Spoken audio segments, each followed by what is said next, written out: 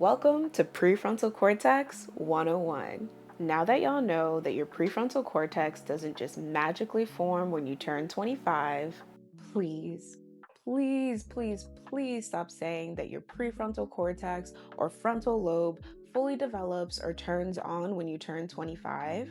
Let's talk about what your brain has been doing your whole life. But first, my credentials.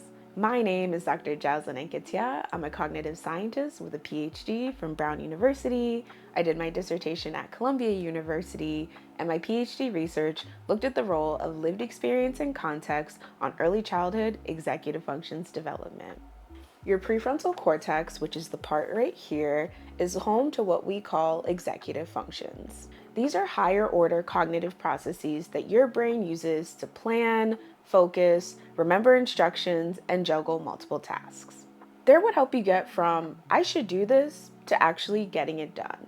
There are three core executive functions that you'll hear about the most. Working memory, which is the ability to hold and update information in your brain while ignoring distractions. Inhibitory control, which is your brain's ability to pause or stop an automatic thought or response. And cognitive flexibility, which is the skill of adapting your thoughts or behavior when the situation or your goal changes.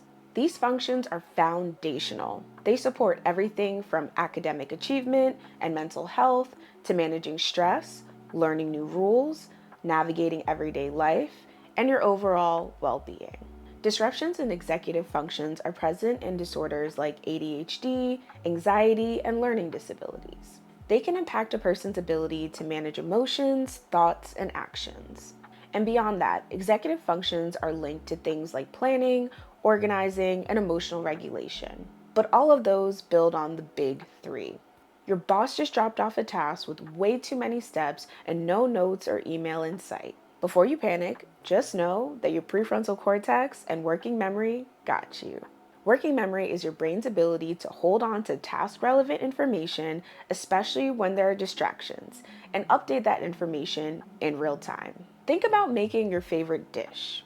You have to remember what steps you've already done and what comes next. Or when your boss rattles off 5 steps and expects you to follow them, you're relying on your working memory. In research, we often test working memory with end-back tasks or rule-based games where you constantly have to remember what came before.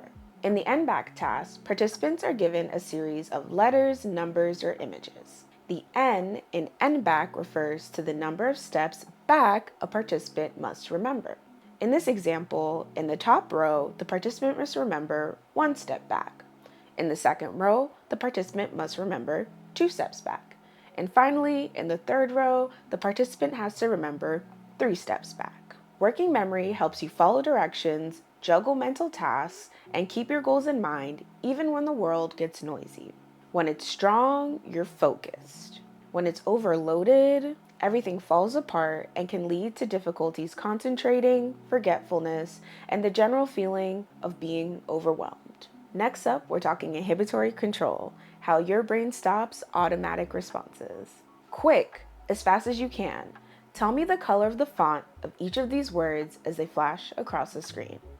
Ready, set, go. Did you struggle to say the color of the font? That's the Stroop effect, and it demonstrates your prefrontal cortex's inhibitory control in action. Inhibitory control is your brain's ability to stop a dominant or automatic response and choose a different one based on the context. Tasks like the Stroop task, the dimensional change card sort task, and the hearts and flowers task test this exact cognitive process. In each of these tasks, you're giving congruent and incongruent conditions, and you have to apply different rules in each one. In the beginning of this video, when I asked you to name the color of the font of each of those words, you were doing the incongruent condition of the Stroop task. In the congruent condition, the color of the font matches the word. In the incongruent condition, the color of the font doesn't match the word. The incongruent condition is the one that tests your inhibitory control.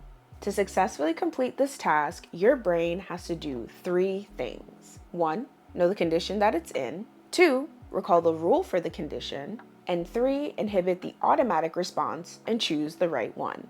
That's where your working memory comes into play.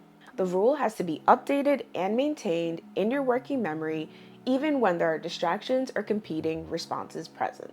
You use this cognitive process every single day, like when you ignore a tempting notification while working, hold your tongue during an argument, or decide not to clap back online. That's inhibitory control, keeping impulse in check. Next up on Prefrontal Cortex 101, cognitive flexibility. How your brain switches gears when life throws you a curveball. Your boss just moved up the deadline for a big project, your toddler is throwing spaghetti at the wall, and your group chat is spiraling yet again. Now what? Have no fear, your prefrontal cortex and its cognitive flexibility are here to save the day. Cognitive flexibility is your brain's ability to shift gears, to change your thoughts or behavior when the rules change, your plans fail, or the environment shifts. In developmental research, we use the dimensional change card sort task. Kids first sort the cards by color, and then the rule flips, and they have to sort the cards by shape instead. It sounds easy, but it requires suppressing the old rule and activating the new one. In everyday life, it looks like rerouting when you hit traffic, adjusting your morning routine when you run out of coffee, or reframing a stressful moment instead of spiraling. Cognitive flexibility is what allows you to pivot, problem solve, and reframe. It's also linked to creativity, empathy, and emotional regulation. Without it, change feels like chaos. With it, you reroute the mission mid-flight. So here's the truth. Your prefrontal cortex doesn't turn on or form at 25. It's been working your whole life through working memory, inhibitory control, and cognitive flexibility to help you learn, adapt, and thrive. If this video was helpful, like it, save it, share it, drop a comment below, and follow for more brain science. May Chris be clear.